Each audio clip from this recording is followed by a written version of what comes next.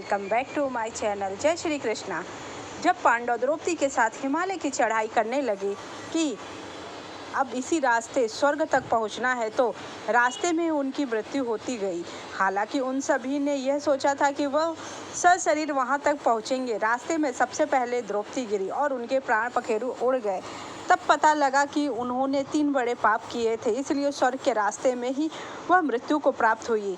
ये 3 बड़े पाप क्या थे, चलिए जानते हैं। दरअसल हस्तिनापुर में राजपाट करते हुए ये संकेत मिलने लगे थे कि अब युधिष्ठिर और बाकी पांडवों को राजपाट छोड़कर आध्यात्म के रास्ते पर जाने का समय आ गया। श्री कृष्ण के चले जाने के बाद पांडव और द्रौपदी को झंझोर दिया था, लिहाजा उन्होंने तय कर लिया था कि अब वह हिमालय की ओर जाएंगे और वहां से स्वर्ग के रास्ते पर चढ़ाई करेंगे। इस रास्ते पर सबसे पहले जब उन्होंने चढ़ाई शुरू की तो एक के बाद एक परेशानियां आना शुरू हो गई। ये रास्ते कतई आसान नहीं था। हिमालय के आगे के रास्ते पर सबसे पहले द्रौपदी लड़खड़ाई, फिर गिरी। पता लगा कि उनकी सांस जा चुकी है, अब वह सशरीर स्वर्ग नहीं पहुंचेंगी। तो ऐसा क्या हुआ था? क्योंकि युधिष्ठिर ही उनमें सबसे ज़्यादा जानकार थे, धर्म को सबसे ज़्यादा जानते थे, कर्म को जानते थे, क्योंकि वह धर्मराज के अवतार थे। तो उन्हें पता लग गया कि ऐसा क्यों हुआ। उन्होंने ही अपने भाइयों से बताया कि द्रौपदी अपने 3 बड़े पाप के कारण पहले उन लोगों का साथ छोड़ गई है। वह 3 पाप क्या थे? युधिष्ठिर इनके बारे में भी जानते थे। बेशक वह जीवन भर चुप रहे, इस बारे में कभी एक शब्द भी नहीं बोला, लेकिन उस दिन उन्होंने पहली बार यह बताया कि आखिर उन सभी की पत्नी द्रौपदी ने कौन से 3 पाप कर डाले।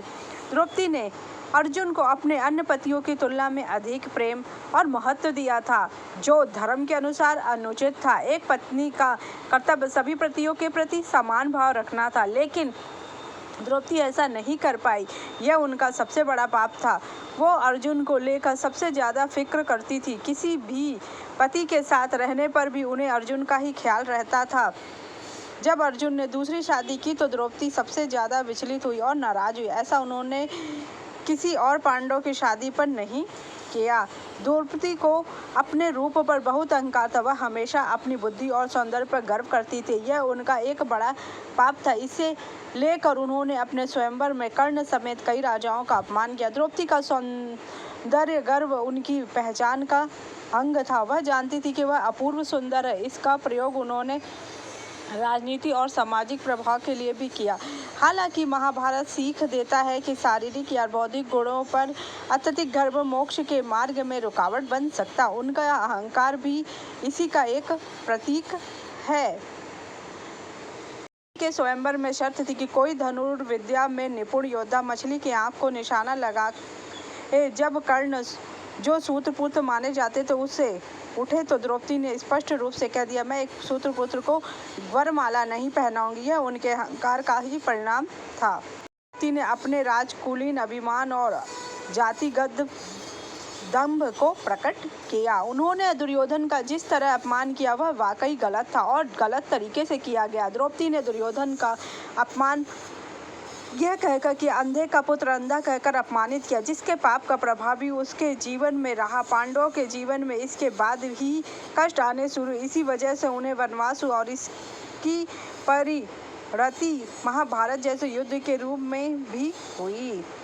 एक राजकुमारी होने के नाते उसे इतना कठोर अपमान नहीं करना चाहिए था। इसी घटना ने दुर्योधन के मन में द्रौपदी और पांडव के प्रति घृणा और ज्यादा भर दी, जो तीर हरण और महाभारत युद्ध का एक कारण बना। क्या द्रौपदी के पाप बहुत ज़्यादा थे? द्रौपदी पाप दोष अन्य पांडवों की तुलना में अधिक थे, लेकिन उसकी मृत्यु सबसे पहले इसलिए हुई क्योंकि उसने आस्तिक, पक्षपात और कुछ अहंकार जैसे दोष मौजूद थे, जो मोक्ष प्राप्ति में बाधक थे। हालांकि यह नहीं कहा जा सकता कि उसके पाप बहुत ज़्यादा थे। इसके बाद रास्ते में सहदेव गिरे। तब भीम ने युधिष्ठिर से पूछा, माद्री पुत्र सहदेव के अंदर तो ना किसी तरह का घमंड था, ना उसने कभी कुछ दिखावा किया, तो पहले क्यों गिरा? उसने कहा कि वह सोचने में उनसे बुद्धिमान और कोई नहीं है।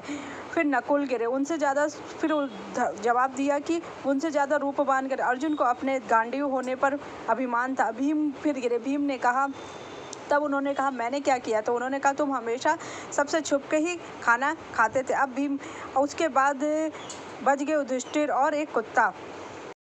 इंद्र वहां स्वर्ग से रथ लेकर पहुंचे। युधिष्ठिर बोले, तुम मेरे रथ पर सवार हो जाओ। इंद्र से ससरी स्वर्ग चलो। तब युधिष्ठिर ने कहा, इंद्र, मेरे साथ भाई और पत्नी मरकर यहाँ पड़े हैं, मैं उनको छोड़कर कैसे जा सकता। तब इंद्र ने कहा कि यह लोग स्वर्ग पहुंच चुके हैं। तब युधिष्ठिर ने लिए स्वीकार